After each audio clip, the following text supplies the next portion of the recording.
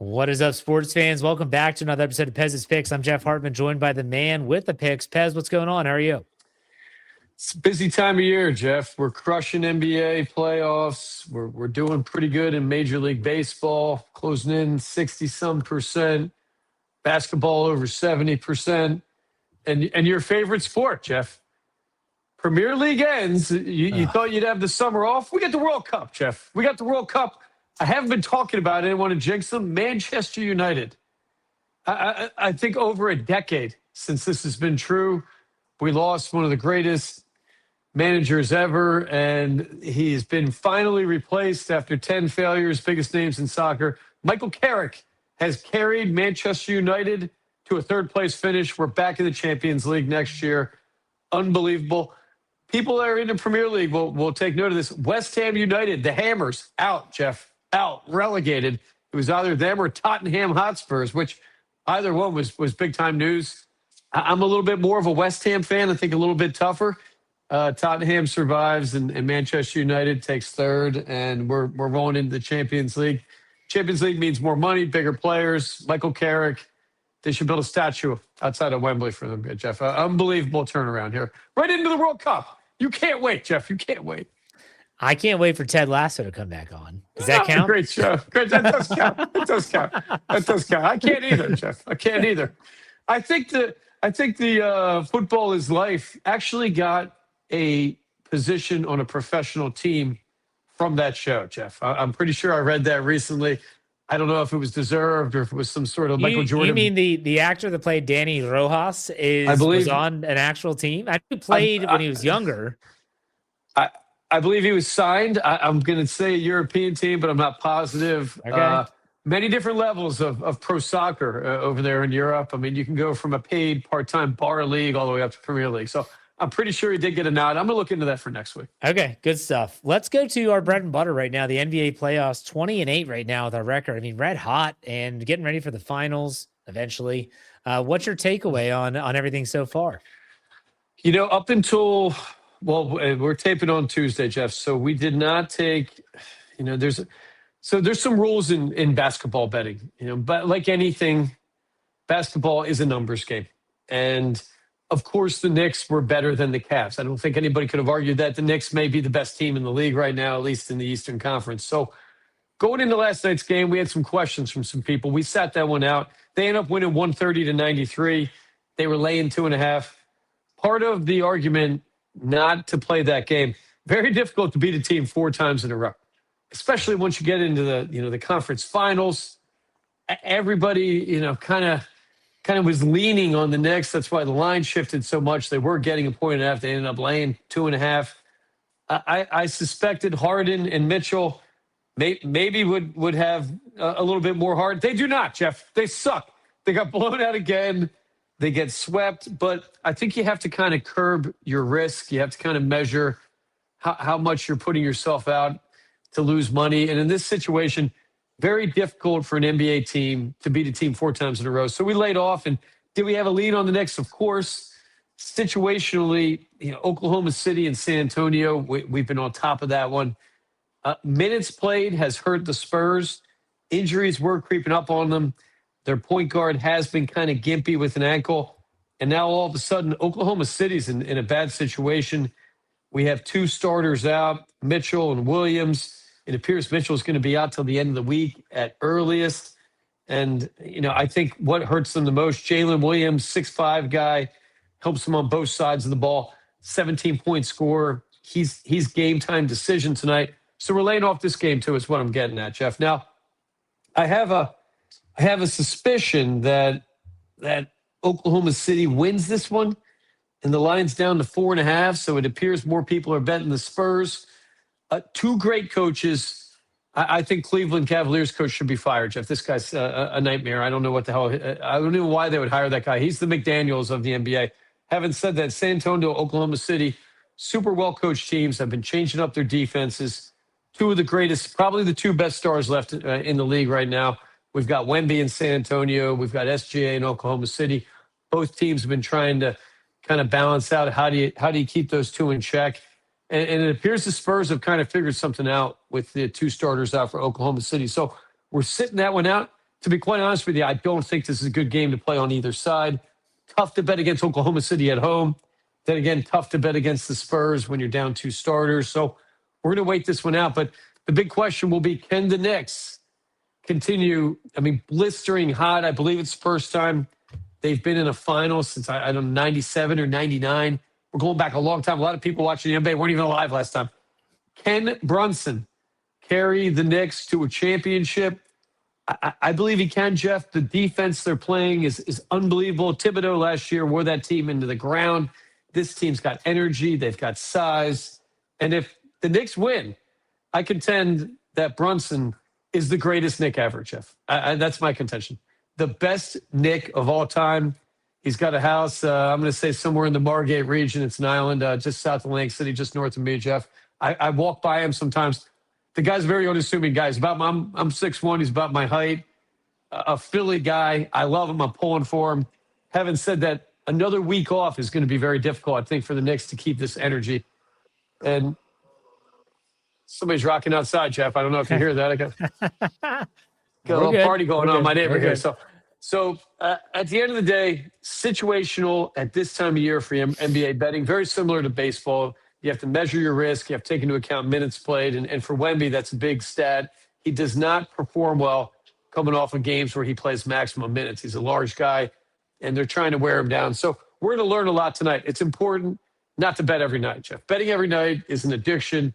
Having a measured approach, having an algorithm, having a system, you're trying to get the advantage with the numbers, and that's what we're doing. Trying to get the advantage, and we're giving it to you at Pez's Picks website, premium website, pezspicks.com. Make sure you check it out. Again, it is a pay website because premium picks cost money. Pez's Picks, P-E-Z-S, picks.com.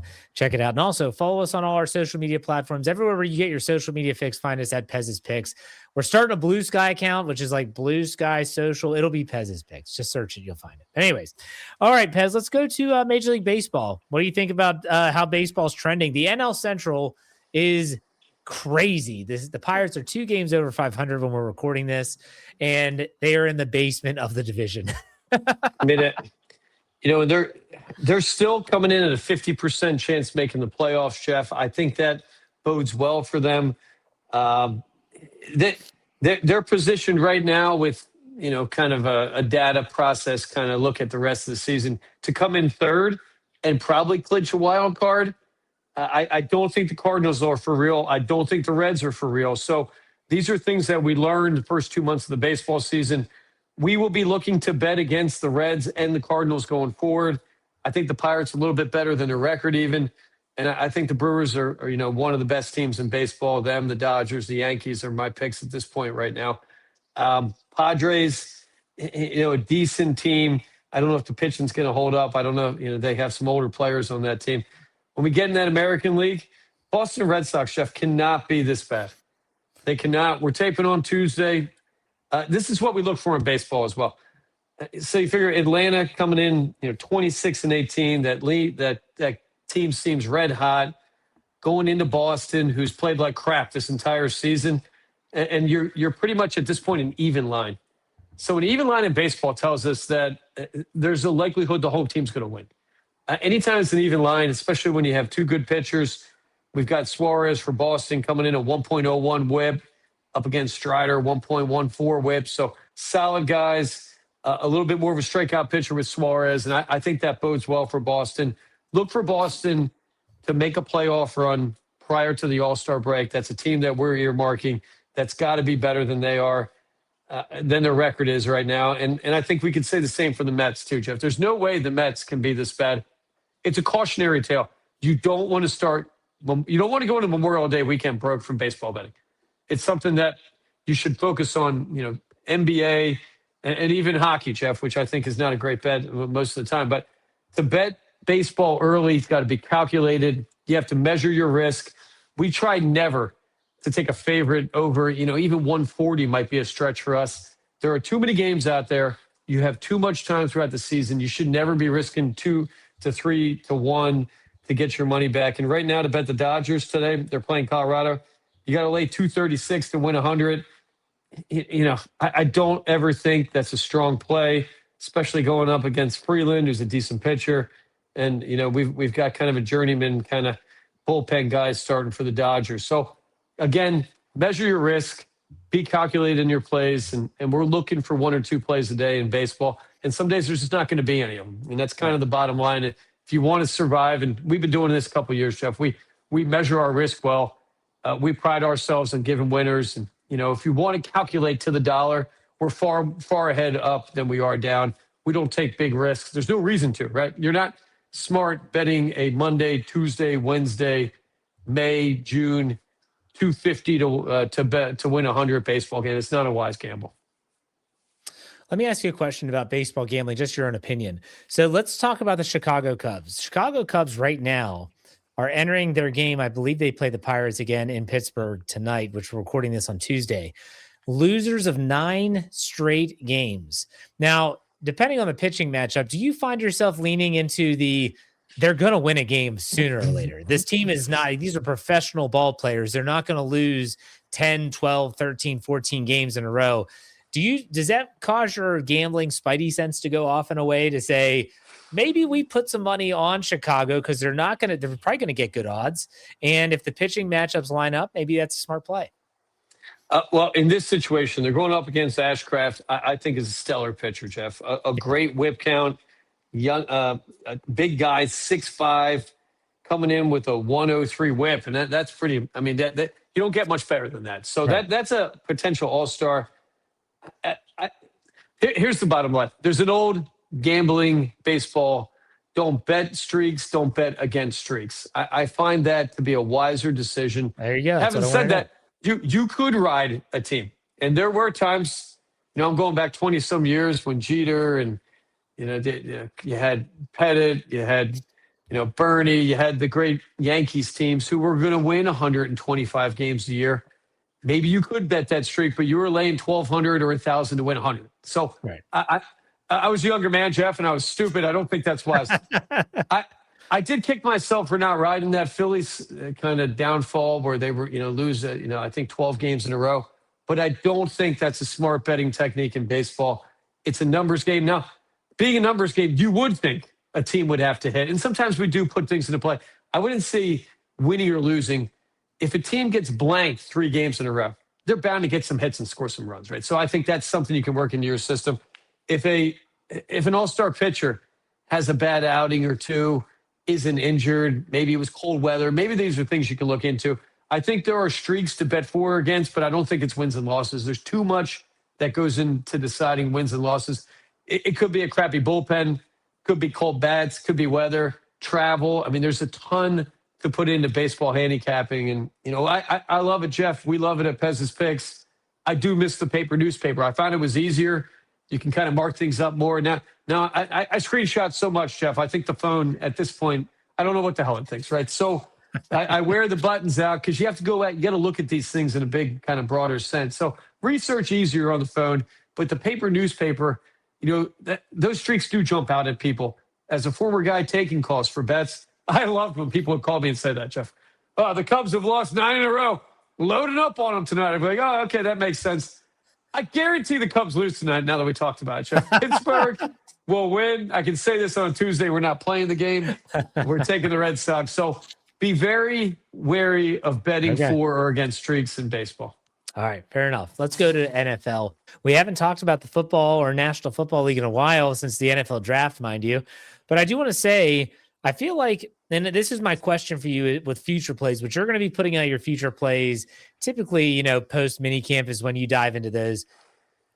I feel like now is an appropriate time for some teams, if you're looking to put a play out there for future bets, because the draft is done, free agency has pretty much died down. The only thing that could happen are trades, like A.J. Brown potentially going to New England or A.J. Brown going somewhere else. Maybe that skews you from one way or the other. When do you think is a good time to play NFL future plays? Do you wait for the best odds, or are you waiting for events to pass? Well, if you're betting a team with some sort of quarterback controversy, I don't think it's ever a good time to bet them going into a season. If they're not locked in on a quarterback right now, I'm chalking that up as a no play. If there's a star that's injured, like Mahomes, might be wise to wait and see. Is he going to be in camp? Is he going to come out the first few games, first 5-6 games? Regular season wins, Jeff, is turned into an incredibly different wager at this point. There used to be one win total that would be put out. Now, to encourage gambling, you can bet 6 or more wins, 8 or more wins, 10 or more wins, 12 or more wins, 14 more wins on every team in the league. So what you kind of have to do is kind of find kind of the line. So over 6 wins, the Rams, you're laying 4,500 to win 100. I don't think that's a wise bet. over 8 wins, you're laying $1,150. Why don't I like that bet? I don't even know offhand who the backup is. Stafford goes down. That season's over. I mean, they're done. They're toast. Now, what their line is, and I find this kind of shocking. Over 12 wins is even money. Now, I haven't punched numbers on them yet. We're going to dive into this in the coming weeks. We'll go by division, work our way all the way up to around kickoff opening day. Over 12 wins, pretty phenomenal. That means you're going to be 13-4. So even if you have Stafford down for a couple weeks, or you have, I don't know, if Puka continues to act like a lunatic, maybe he's not playing, Jeff. I don't know. This guy had to go to rehab for biting a girl, which is phenomenal. I don't think we've had a biting player incident. The last big biting incident I can remember was Marvelous Marv Albert, Jeff. Neither here nor there. We don't want to get into that. Was into biting the backs of. Anyway, we're getting a little too dirty. But 12+ wins to me seems like a bit of a stretch. Seattle plus 135 over 12 wins, minus 240 over 10 wins. So, these are a lot of numbers we're going to be punching. I don't know if we're going to get, we may give out each team's best bet or no play. And that's probably what we're going to do. It might not just be the straight line. We're going to look a little bit more for value. And there are a lot of puzzling things out there. Half of the league right now, Jeff, I don't know if I've ever seen this. Half of the league is 2,200 or less to win the Super Bowl. So you have to go all the way down to get into the Indianapolis Colts are plus 4,500 to win the Super Bowl. Now, I think that's a value play, Jeff. I think Danny Dimes is coming back. From what I hear, the guy's healthy and he's going to maybe be out there even game 1. But Jacksonville, all the way through half the league, you're getting 2,500 or better, or not better, you're getting worse, actually. Rams plus 700 to win the Super Bowl. I think that's a Stu-Nod bet right there. Baltimore plus 1,000. Jeff, Baltimore stinks. What are we looking at here? What, they get a new coach? This team's going to be good? So I do think there's a lot of value in futures, and we will be punching those numbers. But the thing that's pissing me off, I look at this list every day. Philadelphia Eagles, Jeff, way down on this list. I mean, I think they're the 12th or 13th favorite, plus 1,800. I think that's the wisest, most valuable bet, even though I'm wearing an Eagles hat. I don't think any of the teams above them, you could argue the Rams and Seahawks, I guess, but I think the Eagles coming in, better defense, improved offense. We're going to be dumping AJ. I'll take them over Detroit, New England, San Fran, Kansas City, Chargers, Bills, Ravens, Seahawks, and Rams. I'll take them all day, Jeff. I'm not taking those bets anymore, but I bet the casino will. So that's something we'll be looking at. Conference division winners, I don't like to get into. I think there's just way too much to go into that. The league tries to create division championships, kind of during the season. So I don't like when you're playing teams, 2 out of 3 weeks. And I think that can alter division championships. I think we got to keep it to the big picture. Super Bowl, betting a team to make the playoffs probably is a wiser bet than betting a team to win the division. All right. Let's talk some golf. Wyndham Clark wins the CJ Cup. Byron Nelson. Could you imagine? Just picture this, Pez. You own a golf course, and let's just say the course is called TPC Craig Ranch, and they see Scotty Scheffler in 2025 shoot 31 under par, and they say, you know what? Enough. We're going to dump over $25 million into renovations on this course because we're not going to have one of these golfers come out and do that again. And so they do that. They pump 25 million. This is just, what if? And then a golfer goes out and wins the tournament at 30 under par. That's exactly what happened at TPC Craig Ranch. They dumped 25 million plus into renovations to make the course more challenging. And Wyndham Clark, and not just him, because he shot 30 under, but you had Siwoo Kim at 27 under and Scotty at 25 who finished third. They were tearing this course up, man. I believe 9 guys finished at 20 under or better. This Yeah. is that's not a. I don't think that's a fair assessment of really golf in the course. Only measured 73.85, I think, in yardage. So starting out, that's a short track. One thing I think golf needs to look at, Jeff, you should not have ball in hand. So lift clean in place. If you Right. hit the ball in the fairway and it's real rainy, they allow the players to pick the ball up, wipe it off, and then put it down, Jeff. Let them play it where it lies. If it buries in a fairway, you got to hack that thing out. This would make golf way more enjoyable, way more fair. That would protect the course. If the course is wet, then you got to protect it. I saw Scheffler take relief. He's near his sprinkler. He's kind of in a kind of divotty looking area right on a fringe, steps back a little bit, puts the ball down. I'm not doing that with my friends, Jeff. I'm not going out there, even if I'm not betting money. We're not lift clean place. And you play it as it lies. You get it in a hole, you put it behind a tree. If it's wet out there, then deal with it. Hit different shots. Maybe don't hit the ball 200 feet in the air so it comes down plunking. Hit some runners. I played last week with that putter from JMU, Jeff.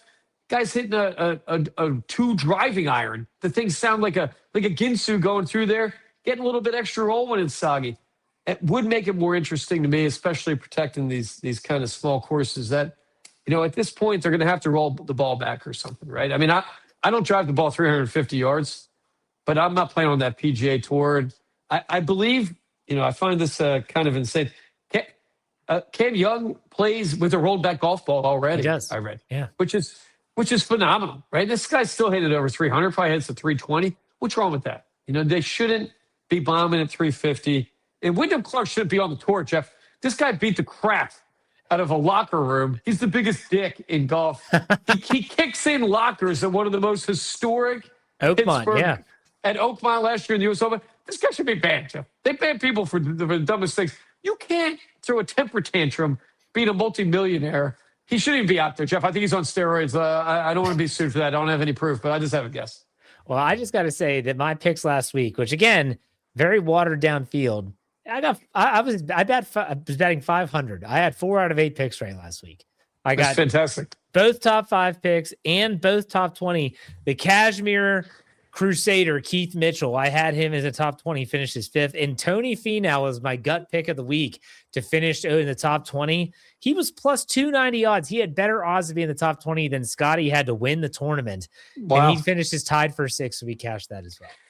And this is what we talk about, Joe. You can find angles when you're looking at these lines. Yeah. They're encouraging you to find good deals at this point. You just have to show restraint and not bet everything, right? I mean, at the end You of got the to day, know where to find them, though, in golf. You got gotta to know where to 'em. find them. You got to be watching the sport, and I don't watch golf to bet like you do, just like I don't watch hockey to bet like you probably do a little more than I. So I think you really have to lock in. You got to do research to make validated investments. No different than betting the stock exchange. You can't just go and say I'm going to buy Apple. That might work, Jeff, but you have to do your research. You got to do due diligence, and there's only so much of the time of the day with Pez's picks, Jeff. I got a 13-year-old. If you're not watching, I got a stupid little pool behind me. A little parenting lesson. 5 13-year-old boys will destroy your pool room, Jeff, when you fill them with soda and pizza, garlic knots. Did you ever ask for garlic knots if you're sleeping over a friend's house? These kids, they asked me to buy them milkshakes at the movie theater, Jeff. I mean, what is this? What country am I living in at this point? Grogu, the movie, the new Mandalorian, lock it up on that, Jeff. My boy, happy birthday to him, 13. Now he's a real man in some cultures. But at the end of the day, Grogu, Mandalorian, great movie. That's probably the winner of the year so far. That's a nerd alert movie right there. But I'll say this. Your son, is his birthday the 26th? 24th. 24th. Okay, my middle daughter is turning 13 on the 27th. So they are Jeff, right around each other. We That's might have crazy. a prom situation in 5 years, Chef. I don't know. This is getting a little weird. Might I have. don't know. If your kid's watching Star Wars, I'm going to tell my daughter to steer clear.